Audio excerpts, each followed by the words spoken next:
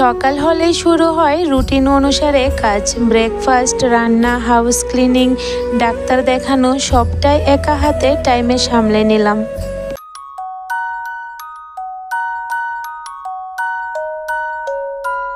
রাধে রাধে বন্ধুরা, good morning. কেমন আছো তোমরা সবাই? আশা করছি যে যেখানে আছো ভালো আছো, সুস্থ আছো। কিন্তু আমার শরীরটা একদমই ভালো নেই, যার কারণে এতদিন ভিডিও দিতে পারলাম না। তো কি হয়েছে, কেন এতদিন ভিডিও দিলাম না, সব কিছুই তোমরা জানতে পারবে। তার জন্য তোমাদেরকে পুরো ভিডিওটা অবশ্যই দেখতে হবে। সকালবেলা ঘুম থেকে উঠে শুরু করে দিলাম সংসারের যাবতীয় কাজকর্ম। প্রথমে তো বাসি কাজ সেরে নিলাম, এরপরে বানিয়ে নিলাম টিফিন। আর আজকে টিফিনে বানিয়েছি খোলা পিঠা সাথে চা। আর তোমরা কিন্তু জানো আমার বাড়িতে বেশিরভাগ শীতের দিনে খোলা পিঠা খাওয়া হয় চায়ের সাথে। আর জানো তো এই শীতের মধ্যে না খোলা পিঠাটার সাথে চা খেতে ভীষণ ভালো লাগে। চা টিফিন খেয়ে এখন এখানে বসিয়ে দিয়েছি ভাতটা। আর চাল ধোয়া জলটা আমি একটা মগে রেখে দিয়েছি, চাল ধোয়া জলটা গাছের গুঁড়িতে দিব। আর তোমরা তো জানোই, যারা আমার প্রতিদিন ব্লগ দেখো তারা কিন্তু অবশ্যই জানবে আমি চাল ধোয়া জলটা সবসময় গাছের গুঁড়িতে দিই। তাতে কি হয়, গাছের জন্য অনেকটা ভালো হয় আর গাছের ফলগুলিও কিন্তু খুব ভালো হয়। যেমন দেখো এই লঙ্কা গাছের মধ্যে লঙ্কাগুলো কিন্তু ভীষণ ভালো হয়েছে, অনেক বড় বড় লঙ্কা ধরেছে আর খুব তাড়াতাড়ি কিন্তু লঙ্কাগুলি বড় হয়ে গেছে। আর এখানে দেখো এখন কিছু আমি সিম পেড়ে নিচ্ছি। এদিকে কিন্তু আমি ভাতটা বসিয়ে দিয়েছি, তো ভাতটা হতে হতে এখন কিছু সিম পেড়ে নিচ্ছি গাছ থেকে। আমরা যদি গাছের যত্ন করি তাহলে কিন্তু গাছ আমাদের ফল দিবে। তো দেখো এখানে সিম গাছগুলোর মধ্যে আমরা আগে অনেকটা জল দিয়েছি যখন ছোট ছিল, তো এখন কিন্তু বড় হয়ে গেছে, এখন আর জল দিতে হয় না। আর দেখো কতগুলা সিম ধরেছে, তোমাদেরকে কি বলবো, একদমই মানে এত সিম ধরেছে দেখে কিন্তু আমি ভীষণ খুশি হচ্ছি। আর কিন্তু জানো তো বন্ধুরা, একদমই সিমগুলি পারতে পারছি না, লতে একদম সিমগুলিকে একদম মানে পেঁচিয়ে রেখেছে, পারতেই পারছি না আমি কিছুতে। এরপরও যতটুক পারছি এদিকে ওদিকের থেকে কিছু সিম পেড়ে নিচ্ছি, মানে আজকে রান্না করব। আর দেখবে গাছের এমন টাটকা সবজি পেড়ে রান্না করা এত ভালো লাগে খেতে। আর যখন রান্না করি না তখন কিন্তু খুব তাড়াতাড়ি সবজিটা মজে যায়। তো দেখো এখানে আমি কয়েকটা পেরেছি কষ্ট করে, এত লতে পেঁচিয়ে রেখেছে সিমগুলাকে আমি কিছুতেই পারতে পারছি না। একটু কষ্ট করে যদি আমরা বাড়িতে কয়েক রকমের সবজি গাছ লাগাই তাহলে কিন্তু সব কিছুর জন্য আর বাজারে যেতে হয় না, মানে ফট করে বাড়ি থেকে রান্না করা যায়। আর দেখবে সংসারের কিন্তু অনেকটা আয় হয়ে যায় বাড়িতে টুকটাক সবজি লাগালে, মানে অনেকটা টাকাও কিন্তু আমরা সেভ করতে পারি। তো চলো আজকে আমি কি রান্না করব এটাও বলি তোমাদের সাথে। এখানে আমি বাঁধাকপি সিদ্ধ বসিয়ে দিয়েছি আর কিছুটা ভর্তাও বানিয়ে নিচ্ছি। এখানে ভাতটাও হয়ে গেছে, এখন ভাতের মার গেলে নিচ্ছি আর ভর্তাটা বেটে নেব। আর হ্যাঁ, এই সিদ্ধগুলা কিন্তু আমাদের এখানে আদিবাসীরা খায়, মানে আমার বাবার বাড়ির দিকে। তো আমরাও খাওয়া শিখে গেছি, এত ভালো লাগে খেতে কি বলবো। আমার কিন্তু ভীষণ প্রিয় বাঁধাকপি সিদ্ধ। আর ভর্তাটাতে কি দিয়েছি এটাও বলি তোমাদের সাথে। শুকনো লঙ্কা দিয়েছি, শুকনো মাছ দিয়েছি, আর দিয়েছি পেঁয়াজ কুচি, সাথে দিলাম ধনেপাতা, আর স্বাদ অনুসারে লবণটা দিয়েছি। খুব ভালো হয়েছে খেতে। অনেক দিন পর জানো তো এই খাবারটা রান্না করেছি আর দেখে আমার জিভে জল এসে গেল। তো খুব তাড়াতাড়ি আজকে ভাতটা খেয়ে নিচ্ছি। কি করব, অনেক প্রিয় খাবার তো, তাই দেখতে হয়তো তোমাদের কাছে একদমই ভালো লাগছে না। তোমরা হয়তো ভাবছো যে কিভাবে খাবো এমনতর খাবার, কিন্তু আমার কিন্তু ভীষণ প্রিয়। এখানে আমি ছেলেটার জন্য একটা মাছের পিস ছিল শুধু লেজাটা, তো এটা রান্না করে নিলাম। আর মেয়েটার জন্য একটু তরকারি রান্না করে নেব। একটু তাড়াহুড়ো করে ঘরের কাজগুলি সারছি, কারণ যাব একটু ডাক্তারের কাছে। তো কোনখানে যাব সব কিছু তোমাদের সাথে শেয়ার করব, তোমরা অবশ্যই পুরো ব্লগটার সাথে থেকো।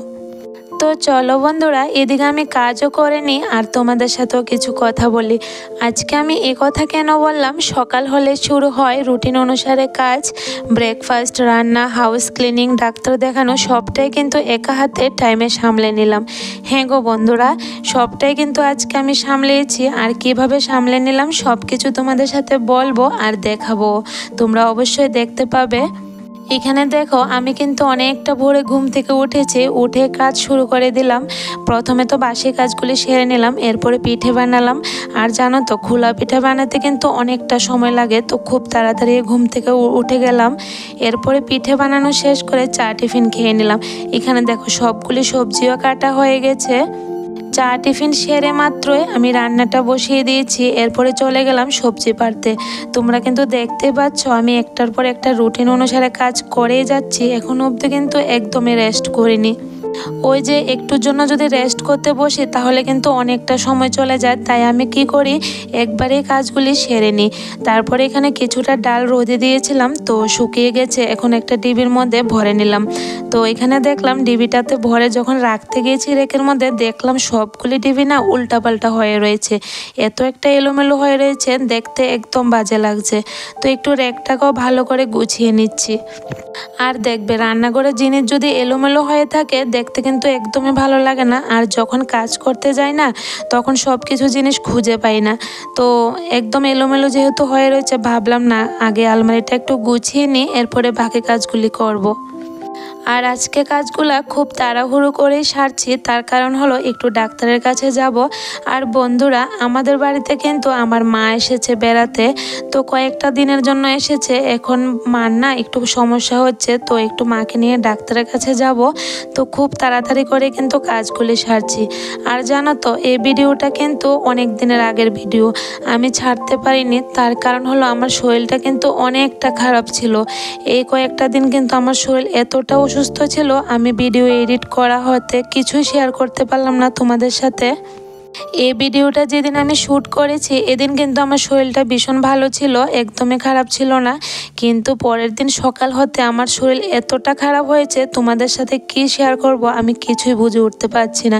আমি বিছানা থেকে উঠতে পারছি না, এতটা জ্বর এসেছে, মাথা ব্যথা, জ্বর, সাথে অনেকটা শীত লাগছে, এতটা ঠান্ডা লাগছে, মানে কিছুই করতে পারছি না। তাই আর এতদিন তোমাদের সাথে কোনো ব্লগ শেয়ার করতে পারলাম না। তো এখন মোটামুটি ঠিক আছি, মানে ডাক্তার দেখিয়ে এসেছি, তো ডাক্তার বলেছে আমার নাকি অনেকটা ঠান্ডা লেগে গেছে, তো ঠান্ডা থেকে জ্বর এসেছে। আর জানো তো এত পরিমাণে জ্বর এসেছে, প্রায় 3-4 দিন জ্বরটা ছিল, একদমই কমতে চাইছিল না। 2বার গিয়েছি ডাক্তারের কাছে, তো এখন একটু কমে এসেছে। তো একটু যেহেতু শরীরটা ভালো লাগছে, তাই ভাবলাম যে আজকে ভিডিওটা এডিট করে ভয়েসটা দিয়ে দিই, তোমাদের সাথেও শেয়ার করি।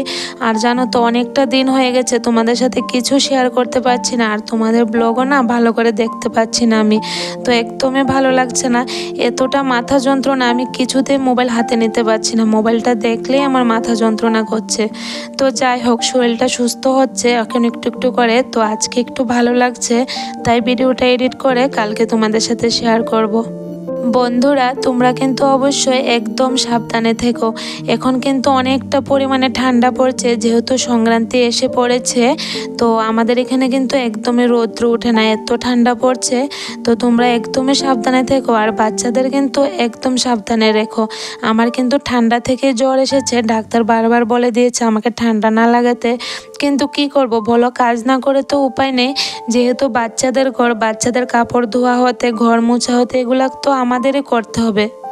আর এই কাজগুলো হলো প্রতিদিনের রুটিন অনুসারে কাজ, এগুলো যদি না করি তাহলে কিভাবে হবে বলো। বাচ্চাদের ঘরে যদি কাপড় জমিয়ে রাখি, ওদের ড্রেসগুলি সব কিছু জমিয়ে রাখি, তাহলে কিন্তু একদমই হয় না। প্রতিদিনের ড্রেস যদি প্রতিদিন ধুয়ে দিই তাহলেই তো ওরা পরতে পারবে বলো। তো ডাক্তার তো বললো আমার শরীরের জন্য যে ঠান্ডা না লাগাতে, কিন্তু আমি তো আর বসে থাকতে পারি না, সংসারের কাজগুলো তো করতেই হবে। আর তোমরা আমার বয়সটা শুনে অবশ্যই বুঝতে পারবে এখনও কিন্তু আমার শরীরটা পুরোপুরি ভালো হয়নি, মানে একটু একটু সুস্থ হয়েছে, কিন্তু বয়সটা একদম ভাঙা, মানে গলাটা একদম মোটা মোটা হয়ে রয়েছে। তো যতটুকুই পারছি তোমাদের সাথে শেয়ার করছি। আজকের কথাগুলো হয়তো তোমাদের একটু শুনতে ভালো লাগবে না, কারণ আমার বয়সটা একদম বাজে হয়ে রয়েছে, কিন্তু কিছু করার নেই, কী করবো বলো, নিজে থেকে তো আর ইচ্ছে করে এমন করছি না, শরীরটা ভালো নেই তাই আর কিছু করতে পারলাম না। তো তোমরা প্লিজ একটু ম্যানেজ করে নিও আজকের দিনটা।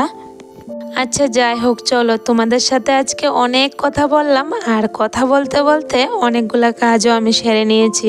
তো বন্ধুরা তোমরা অবশ্যই বুঝতে পেরেছো আজকে আমি এই কথা কেন বললাম, যে সকাল হলে শুরু হয় রুটিন অনুসারে কাজ, ব্রেকফাস্ট, রান্না, হাউস ক্লিনিং, ডাক্তার দেখানো, সবটাই কিন্তু একা হাতে সামলে নিলাম। হ্যাঁ বন্ধুরা, আজকে সকালটা যেমনভাবে শুরু হলো আমার সাথে, সবটাই তোমাদের সাথে এটাই লিখলাম আমি, যে আজকে সকালটা আমি কিভাবে শুরু করলাম।